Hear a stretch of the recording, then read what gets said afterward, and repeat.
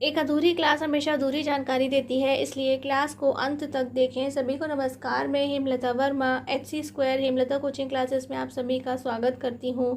प्यारे बच्चों, last class में हमने डिस्कस किया था कि लाइफ प्रोसेसेस क्या होता है, यानी कि जैव प्रक्रम हम किसे कहते हैं, और न्यूट्रिशन क्या होता है, यानी कि पोषण हम किसे कहते हैं, मोड्स ऑफ न्यूट्रिशन क्या होते हैं, यानी कि पोषण के प्रकार क्या होते हैं। फिर हमने एक डिफरेंस भी देखा था कि हम किस तरह से दोनों को डिफरेंस की फॉर्म में, यानी कि अंतर की फॉर्म में लिख सकते हैं कि जो हमारे ऑटोट्रोपिक न्यूट्रिशन और हेटरोट्रोपिक न्यूट्रिशन होते हैं, यानी कि स्वपोषी पोषण और विषम पोषी पोषण क्या होते हैं। उसके बाद हमने आपको पढ़ाया कि ऑटोट्रोपिक न्यूट्रिशन यानी कि स्वपोषी पोषण को डिटेल में कैसे पढ़ते हैं, यानी कि वहाँ पर फूड है, जो प्लांट्स हैं वे अपना फूड कैसे बनाते हैं, क्या क्या चीज़ों की ज़रूरत होती है।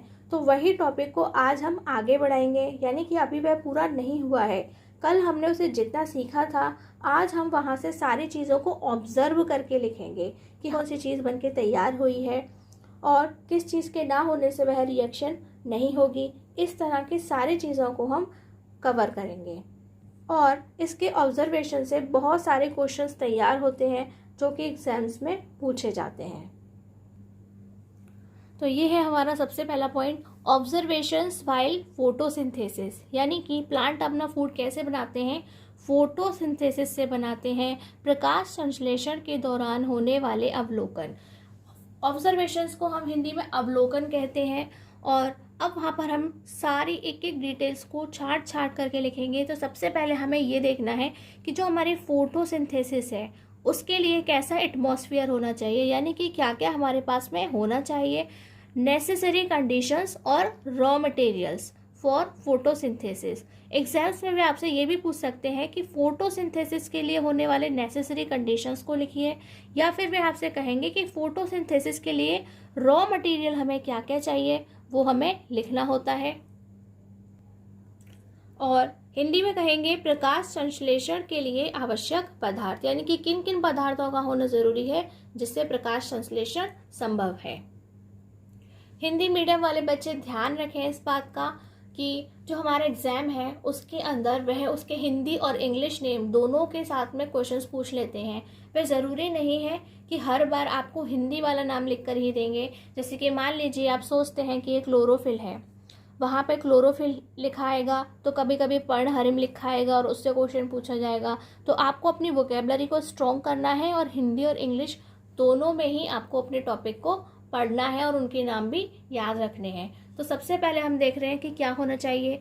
फोटोसिंथेसिस सनलाइट के बिना नहीं हो सकता, यानी कि सूर्य का प्रकाश होने चाहिए। सेकंड है क्लोरोफिल, यानी कि पर्णहरिम। आपको दोनों नाम याद रखने हैं, इसके बिना भी यह संभव नहीं है, क्योंकि यह क्या है, वह पार्ट है, कौन सा वाला, ग्रीन कलर का पार्ट है प्लांट का। और आपको पता है कि जो फूड बनाते हैं वह कैसे होते हैं, ग्रीन वाले प्लांट होते हैं। और सनलाइट के बिना फोटोसिंथेसिस नहीं हो सकता है। और इसके अलावा क्या चाहिए, उसे वाटर चाहिए। हम डालते हैं ना पौधों में, पानी डालते हैं हम, तो हमें H2O चाहिए, यानी कि जल चाहिए। और इसके अलावा क्या चाहिए, कार्बन डाइऑक्साइड गैस चाहिए। क्यों चाहिए, जैसे हम ऑक्सीजन गैस लेते हैं, ऐसे ही हमारे जो प्लांट्स होते हैं उन्हें क्या चाहिए होती है, CO2 गैस चाहिए होती है, तो वह CO2 गैस लेते हैं। इन चारों में से यदि कोई भी एक सब्सटेंस या मटेरियल वहाँ पर मौजूद नहीं होगा तो फोटोसिंथेसिस नहीं होगा। अगर आप सोच रहे हैं कि ग्रीन कलर का प्लांट है, क्लोरोफिल तो है, वाटर तो हम देते ही हैं, और CO2 तो उसे मिल ही रही है एटमॉस्फेयर से, तो क्या सनलाइट के बिना उसमें हो जाएगा, नहीं। जब तक सनलाइट उसे नहीं मिलेगी तब तक वहाँ पर फोटोसिंथेसिस नहीं होगी, यानी कि जो प्लांट है वे अपना फूड नहीं बना सकते। और अगर हम कहें कि देखिए सनलाइट तो मिल रही है, वाटर हम दे रहे हैं, कार्बन डाइऑक्साइड एटमॉस्फेयर से मिल रही है, तो प्लांट्स अपना खाना बना सकते हैं, नहीं। जो ग्रीन प्लांट्स होते हैं वही अपना खाना बना सकते हैं, और जो ग्रीन प्लांट नहीं होते हैं उनका खाना वो खुद नहीं बनाते हैं। नेक्स्ट आप कहें कि वाटर वाटर नहीं डालें, तो आपको पता है अगर अपने प्लांट को आप वाटर नहीं देंगे तो क्या होगा, वह मुरझा जाएगा, यानी कि वह डेड हो जाएगा, मर जाएगा। और इसी के साथ साथ अगर एटमॉस्फेयर से कार्बन डाइऑक्साइड गैस उसे ना मिले तब भी वह अपना खाना नहीं बना सकता है। तो एग्जाम में आपको घूम घूम के बार बार इन 4 पॉइंट्स के बारे में पूछा जाएगा, तरह तरह से क्वेश्चंस पूछे जाएंगे। तो इस चीज़ को अपने माइंड में बिल्कुल फिक्स कर लीजिए कि इन चारों में से एक की भी कमी होगी तो वहाँ पर फोटोसिंथेसिस नहीं हो सकती है। हमारा नेक्स्ट टॉपिक है ऑब्जर्वेशन करने वाला, साइट ऑफ फोटोसिंथेसिस, यानी कि प्रकाश संश्लेषण का स्थान वह कहाँ पर होता है प्लांट के अंदर। तो आप कहेंगे मैम आपने बता तो दिया, जो भी ग्रीन कलर का पार्ट होता है उसमें होता है, लेकिन क्या इतना कह देना काफ़ी है?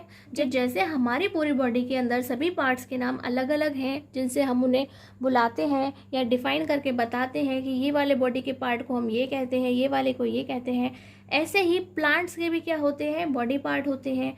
तो अब हमें देखना है कि जहाँ पर जो हमारी फोटोसिंथेसिस यानी कि प्रकाश संश्लेषण होता है उस पार्ट को हम क्या कहते हैं। तो लिखा है क्लोरोप्लास्ट इज द सेल। आपको यहाँ पे याद रखना है कि जो उसका प्रोनाउंसिएशन है उसमें आर साइलेंट होता है और ये जो पीछे का पोर्शन है उसे नेल्स पढ़ा जाता है, नेल्स। तो हम इसे पढ़ेंगे ऑर्गेनेल्स। ऑर्गेनेल्स आपको पढ़ना है। Chloroplast is the cell organelles where chlorophyll is present, यानी कि क्लोरोप्लास्ट उस पार्ट का नाम है, सेल के उस पार्ट का नाम है जहाँ पे क्या होता है, क्लोरोफिल पाया जाता है। The chloroplast convert light energy into chemical energy by photosynthesis. और ये जो क्लोरोप्लास्ट है वही क्या कर रहा है, जो हमारी लाइट एनर्जी का मतलब क्या है कि जो सनलाइट आ रही है वह उसे केमिकल एनर्जी में चेंज कर रहा है, एनर्जी के बंडल्स बना रहा है और उसी प्रोसेस को हम फोटोसिंथेसिस कहते हैं। तो आपने यहाँ पर दो और नई चीज़ों को पढ़ा कि ये जो हमारा क्लोरोप्लास्ट है वह क्या है, सेल ऑर्गेनेल्स है और उसके अंदर क्लोरोफिल भरा हुआ होता है, प्रेजेंट होता है। और जो हमारी लाइट एनर्जी है वह किस में कन्वर्ट हो जाती है, केमिकल एनर्जी में कन्वर्ट हो जाती है। हिंदी में कहेंगे क्लोरोप्लास्ट। अब आपने क्लोरोप्लास्ट पढ़ लिया, अब आपको याद रखना है कि उसे हिंदी में क्या कहते हैं, हरित लवक। आपसे जब एग्जाम्स में पूछा जाएगा हिंदी मीडियम तो कभी आपके क्वेश्चन में क्लोरोप्लास्ट लिखा होगा तो कभी हरित लवक लिखा होगा। एक ही क्वेश्चन पूछा जाएगा लेकिन अलग अलग तरीके से, तो आपको प्रिपेयर रहना है। क्लोरोप्लास्ट हरित लवक वह कोशिकांग है, कोशिकांग मतलब कोशिका का एक अंग है, बॉडी पार्ट है जहाँ पर्णहरिम यानी कि क्लोरोफिल उपस्थित होता है। हरित लवक प्रकाश संश्लेषण द्वारा प्रकाशीय ऊर्जा को रासायनिक ऊर्जा में परिवर्तित करता है। तो आपको अच्छे से समझना है कि जो क्लोरोप्लास्ट नाम का ऑर्गन होता है उसके अंदर क्लोरोफिल भरा हुआ होता है और उसे हम क्या कहते हैं, हरित लवक कहते हैं। और वह प्रकाशीय ऊर्जा, सूर्य की ऊर्जा को प्रकाशीय ऊर्जा का नाम दिया है। और जो हमारा फूड है वह क्या करता है, केमिकल इक्वेशन करके बनाता है, तो क्या वह रासायनिक ऊर्जा में परिवर्तित हो जाता है। तो आपको यहाँ से भी सारे क्वेश्चंस को ठीक तरीके से पकड़ना है और अपने माइंड में रखना है।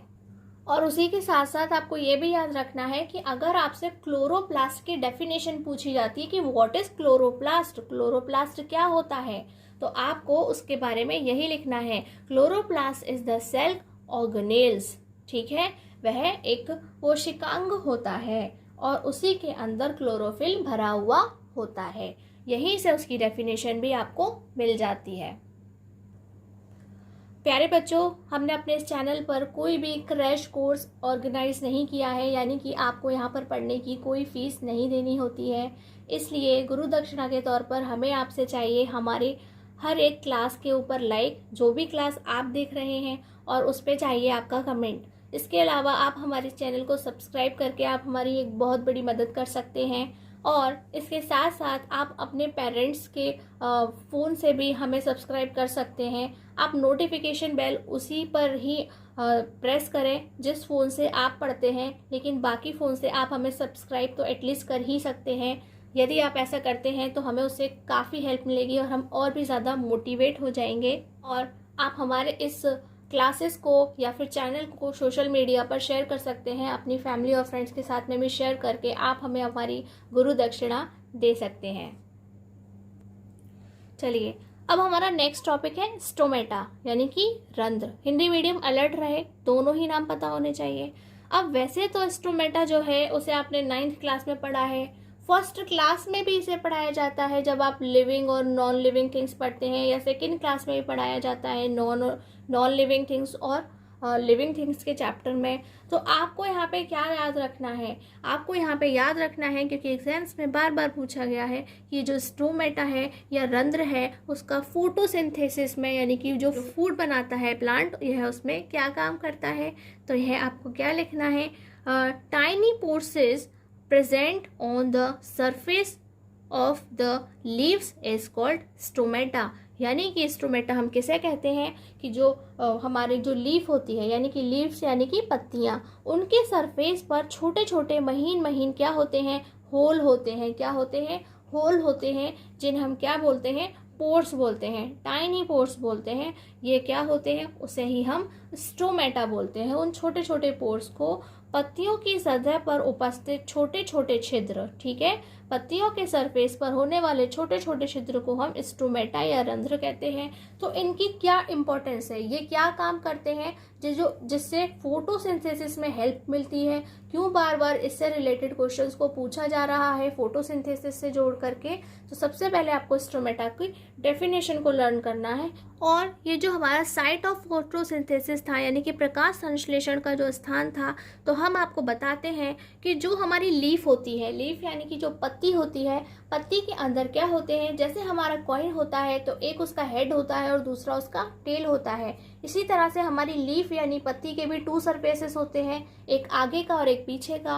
उन दोनों के बीच में, ठीक है, उन दोनों के बीच में क्या होता है, फोटोसिंथेसिस का काम होता है। आपको इस पिक्चर में देख करके अच्छे से समझ में आ रहा होगा कि किस तरह से उसकी दोनों जो सरफेसेस हैं, जो ऊपर का है और नीचे का है, उसके बीच में यानी कि एक बहुत पतली सी जगह में हमारे फोटोसिंथेसिस का काम होता है। यानी कि वहाँ पर उसमें फूड बनता है, वहाँ से फूड बनने के बाद में वह पूरे प्लांट में पहुँच जाता है। और ये जो डायग्राम हम आपके साथ में शेयर कर रहे हैं, ये आपको समझाने के लिए है। ये छोटी क्लास की बुक से लिया गया है और आपको इसे वहाँ पर ड्रॉ नहीं करना है। ये सिर्फ आपको समझाने का सबसे अच्छा तरीका था, सबसे अच्छा डायग्राम था, जिससे आप इजीली समझ सकें कि साइट ऑफ फोटोसिंथेसिस कौन सा है, यानी कि फोटोसिंथेसिस कहाँ पर होती है, एक लीफ के अंदर, ग्रीन प्लांट के अंदर कहाँ होती है। तो ये आपको बहुत अच्छे से समझ में आएगा। और वैसे आपकी बुक के अंदर पिक्चर्स को दिया गया है, आपको वहाँ पे देख सकते हैं, लेकिन वो जो डायग्राम है वो कैसा है, माइक्रोस्कोपिक है। वहाँ पर सारे प्लांट्स के जो पार्ट्स हैं आपको और ऑर्गेनेल्स हैं वह आपको दिखाई देते हैं। लेकिन आपको सिंपली अगर समझना है कि ये जो हमारा फोटोसिंथेसिस कहाँ होता है, तो आप इस डायग्राम से बहुत अच्छे से और क्लियरली समझ सकते हैं। चलिए, अब हमें आगे क्या पढ़ना है कि ये जो हमारा स्टोमेटा होता है, यानी कि रंध्र होता है, उसके क्या क्या काम होते हैं, यानी कि उसके क्या क्या फंक्शंस हैं, वो हमारी किस तरह से हेल्प कर रहा है। क्योंकि अभी तो हमने आपको सिर्फ इतना बताया कि जो लीफ होती है उसकी स्किन के ऊपर क्या होता है, छोटे छोटे से पोर्स होते हैं, होल होते हैं। और अब वह उससे काम क्या करते हैं, exchange of gases O2 and CO2। तो वह क्या कर रहे हैं, जैसे कि आपको पता है प्लांट्स को क्या चाहिए, CO2 चाहिए, और वह बाहर क्या निकालते हैं, O2, जिसे हम ले लेते हैं, राइट। तो O2 तथा CO2 गैसों का आदान प्रदान करता है। उस छोटे छोटे होल्स में से ही जो गैसेस हैं वह बाहर आती जाती हैं। इसके अलावा प्यारे बच्चों, आपको ध्यान रखना है, आज हम आपको दो होमवर्क देने वाले हैं, ठीक है। तो 2 होमवर्क आपको अपनी तरफ से अपनी नोटबुक के अंदर तैयार करने हैं और हमें उस पर एक कमेंट भी भेजना है। तो कमेंट में आपको क्या भेजना है, आपको कमेंट में बताना है कि जो आज का आपने टॉपिक पढ़ा, जो हमारा ऑटोट्रॉफिक न्यूट्रिशन है, यानी कि स्वपोषी पोषण है, जितना टॉपिक आपने पढ़ा तो आपको बताना है कि उस टॉपिक की क्या इंपॉर्टेंस है। एग्जाम में पूछा गया है, लेकिन घुमा फिरा के सारे पॉइंट्स जो हैं वह सेम टू सेम आते हैं, इसलिए हमने आपको यहाँ पे लिख करके नहीं दिया है। वह आप अपनी लैंग्वेज में अपने नोट्स लिखेंगे और हमें बताएंगे कि what are the importance of photosynthesis. ठीक है, यानी कि जो प्रकाश संश्लेषण है उसकी क्या विशेषता है, उससे हमें क्या क्या बेनिफिट हुए हैं, उसको आपको हमें डिस्कस करना है। और एटलीस्ट 2 इम्पोर्टेंस को आपको हमें कमेंट बॉक्स में लिख करके बताना है कि आपने क्या देखा। और इसके साथ साथ आपको एक दूसरे के कमेंट्स पर भी नज़र रखनी है कि कौन सा वाला जो स्टूडेंट है वह क्या इम्पोर्टेंस बता रहा है। हो सकता है जो उसने बताया है वह आपके माइंड में नहीं आया हो, जो आपने बताया वह उसके माइंड में नहीं आया हो, और फिर आपके पास में एक से ज़्यादा इम्पोर्टेंट जो उसकी इम्पोर्टेंस के पॉइंट्स होंगे वह आपके पास में इकट्ठे हो जाएंगे। ठीक है, और इसके साथ साथ आपको एक डायग्राम बनाना है। कैसा डायग्राम बनाना है, जहाँ पर किसी प्लांट के अंदर या फिर लीफ के अंदर फोटोसिंथेसिस हो रहा हो, वहाँ पर आपको वर्ड इक्वेशन को डिनोट करके बनाना है। और या फिर आप पूरी केमिकल इक्वेशन भी लिख सकते हैं, और उसकी हेल्प के लिए आप गूगल पर जा सकते हैं। ठीक है, गूगल पर आपको बहुत सारे डायग्राम्स मिलेंगे। आपको अपनी ड्राइंग की कैपेसिटी और पसंद के हिसाब से अपने लिए एक डायग्राम को चुनना है और उसे प्रैक्टिस करके बनाना है, ताकि अगर आपसे एग्जाम्स के अंदर इसे डिटेल में पूछा जाए तो आप उसके साथ में उसका डायग्राम बनाकर भी ज़रूर आएंगे। लेकिन आपको इतना बड़ा डायग्राम नहीं बनाना है कि आप उस पर अपना बहुत सारा समय खर्च कर दें। बस आपको इतना ध्यान रखना है कि उससे ये पता चलना चाहिए कि फोटोसिंथेसिस हो रहा है, यानी कि प्रकाश संश्लेषण हो रहा है। चलिए अब हमारा सेकेंड पॉइंट हम देखते हैं, losses large amount of water. किसकी फॉर्म में? वाटर वेपर की फॉर्म में, वहाँ ड्यूरिंग ट्रांसपिरेशन। ट्रांसपिरेशन मीन्स क्या होता है, वाटर का लॉस हो रहा हो किस तरह से कि वहाँ पर उसकी वेपर बन रही हो, हम उसे क्या कहते हैं? ट्रांसपिरेशन कहते हैं। यानी कि जब फोटोसिंथेसिस होता है उस समय क्या होता है, लार्ज अमाउंट ऑफ वाटर जो है उसका लॉस हो जाता है। किस तरह से हो रहा है आप अच्छे से समझ सकते हैं। सनलाइट में क्या होता है, जो हमारा वाटर है वो वेपर में कन्वर्ट हो जाता है। किस में कन्वर्ट हो जाता है? वेपर में कन्वर्ट हो जाता है, यानी कि हम कहते हैं कि पानी उड़ गया है। ठीक, उसे ही हम ट्रांसपिरेशन कहते हैं। तो ये जो दोनों फंक्शंस हैं वे किसकी हेल्प से हो रहे हैं? स्टोमेटा की हेल्प से हो रहे हैं, रंध्र की हेल्प से हो रहे हैं। हिंदी में हम कहेंगे वाष्पोत्सर्जन। उत्सर्जन का मतलब क्या होता है? बाहर निकल जाना। और किस तरीके से बाहर हो जा रहा है, पानी खत्म हो जा रहा है, तो वह प्लांट से वेपर बन के यानी कि वाष्प की फॉर्म में बाहर निकल जा रहा है, उसे कहेंगे वाष्पोत्सर्जन। के दौरान बड़ी मात्रा में जल वाष्प नष्ट हो जाता है, यानी कि जल नष्ट हो जाता है। किस फॉर्म में? वह जल वाष्प बना रहा है और उसी की फॉर्म में वह निकल जाता है। इसीलिए आपने देखा है ना कि जो प्लांट्स में हम वाटर ऐड करते हैं वह गायब हो जाता है, यानी वेपर में कन्वर्ट हो जाता है, यानी कि वाष्प बन के उड़ जाता है, या कहेंगे भाप बनकर उड़ जाता है।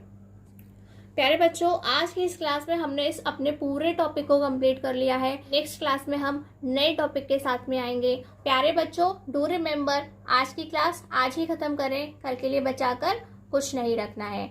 और आज की क्लास में बस इतना ही। नमस्कार, धन्यवाद।